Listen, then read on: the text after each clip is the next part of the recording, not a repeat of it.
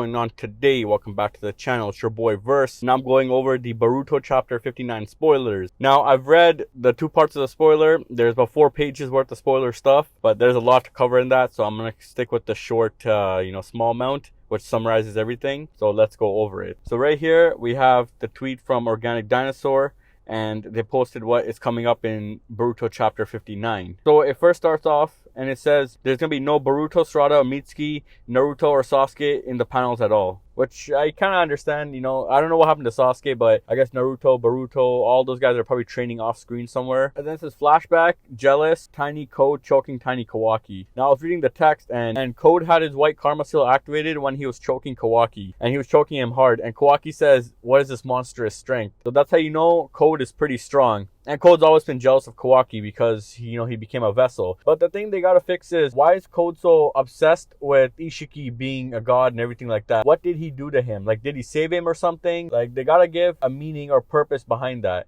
They keep saying that Code worships Ishiki, but they gotta go in more depth on why. Like, why is he so obsessed with Ishiki himself? Like, did he do something to him? Did he save him? Did he liberate him or something? Like, they gotta explain that. Otherwise, it seems a pull out of the ass type character that for no reason he's obsessed with Ishiki. Then it says, Amato doubts that they can successfully etch Code with another karma. Which is true though. Because he's saying they have to wait for it to decompress and everything, which Code is not going to wait. And I don't think a person could have 2 karmas. We could be wrong, but I don't think a single person could have 2 karmas, but the soul itself could have 2 different karmas. As Ishiki had his karma etched onto Code and had his karma etched onto Kawaki, but then his soul and everything was in the original Jigen's body, which had a karma on it. Amato thinks Naruto would die in a one-on-one scenario against Code right now, which is true. If Naruto still had the Kyuubi, which is the Nine Tails chakra, he may be able to take on Code, but as of right now, he can't because he can't even heal or anything. So if he gets cut or sliced, he's done. Amato calls out Kawaki for wanting powers and subconscious desire for karma, which it's true. Kawaki wants power because right now Kawaki's weak. In the last chapter, we saw Kawaki relied too much on karma, and now he wants the power back so he could,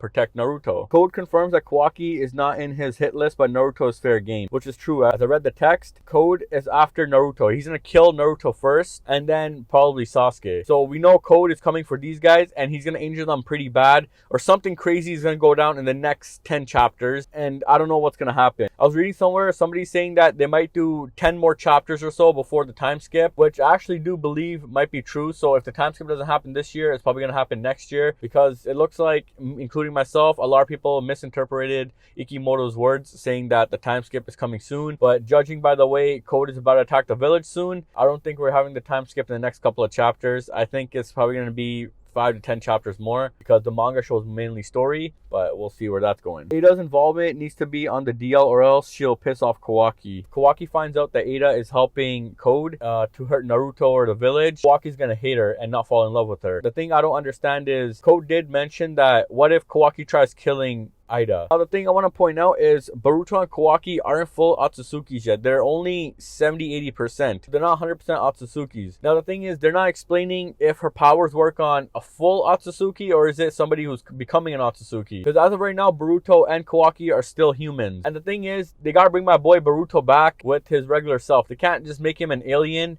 and expect his children, everything in the future, to be aliens then, because his DNA is gonna be all messed up then. So I don't know what's happening with that. Eida can only battle with basic taijutsu. So if she's basic taijutsu, she, I think, might fight Sarada. That's what I'm thinking. As a taijutsu person, I think she's gonna fight Sarada as a female to female fight. Or I don't think too much Samir, but actually she might fight Samir. The way these future chapters are putting Kawaki and Samir together, they're giving them a lot of screen time. As I seen in the full text, it shows that Samir is quite worried about Kawaki, and that could be building up to something romantic in the future. And Eida doesn't like that. She may end up killing off Samire. It's like how at the end of the text, when Samir tries asking Amato what his intentions are, and he's like, "Are you stupid?" He's like, "You could have got more intel from me if you stayed quiet." So she knows he's up to something, and it was right. She did become his assistant for a reason. As we've seen in previous chapters, she was watching Amato on purpose. He may end up hurting Samira as well, which causes Kawaki to lash out. Eida will be the eyes and ears for Code as long as he'll be her knight, which, yeah, I see that coming. Kawaki has an accidental daemon outburst, but Shikadai tells him down. Yeah, where he just yells in the middle of the street. That's the first for Kawaki. Amato says that Ishiki's powers are still lying dormant in Kawaki, which is true. Kawaki is a vessel, but he's an empty vessel now, so he needs a soul. That's why Ishiki kept saying,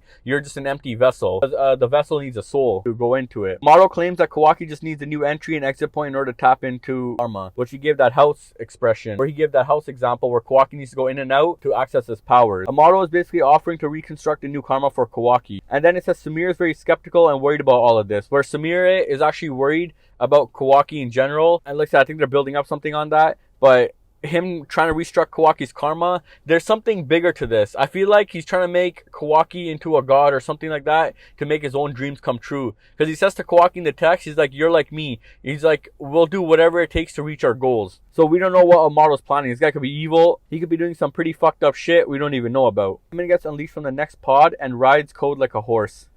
That's jokes. I guess he could control him because Code has a murderous intent, and powers allow him based on the murderous intent of who he's fighting. So if Code tries fighting him, Damon will be as strong as Code because he'll use his own murderous intent against him. Damon is Eida's biological little brother and her second knight. Damon's abilities scale and intensify based on his opponent's murderous intent. Damon's abilities reflect the outcome of however the enemy originally intended to kill him. Damon's abilities activate and kill fodder guards before they can even start attacking. Now, I don't know what they're going with this type of power scaling. I'm actually a bit confused. I don't know what's going on with the power scaling, the new powers they're bringing up. These guys are all cyborgs. So what is Amado? What technology does he possess? How does he know all this type of stuff to give these type of powers to these androids? Remember, we're talking about androids. We're not talking about demigods. We're not talking about any of that stuff. We're not talking about no Otsusukis and anything. We're talking about cyborgs. These cyborgs have powers that are stronger than the Otsusukis at this point. Think about it. Eida can see the future or whatever it is. She can see the past. Like, she can see the next move. She knows everything. How does technology give you that? Where does the information go? I don't understand that. As for Damon, how does a technology reflect your murderous intent? Say if I'm pissed off at you, you're gonna get that same type of pissed off at me and attack me. Like, I don't understand that. Like, where is Amado getting these powers to give this type of power scaling? It's confusing. Sumire calls out Amado for acting very sus about Kawaki's welfare,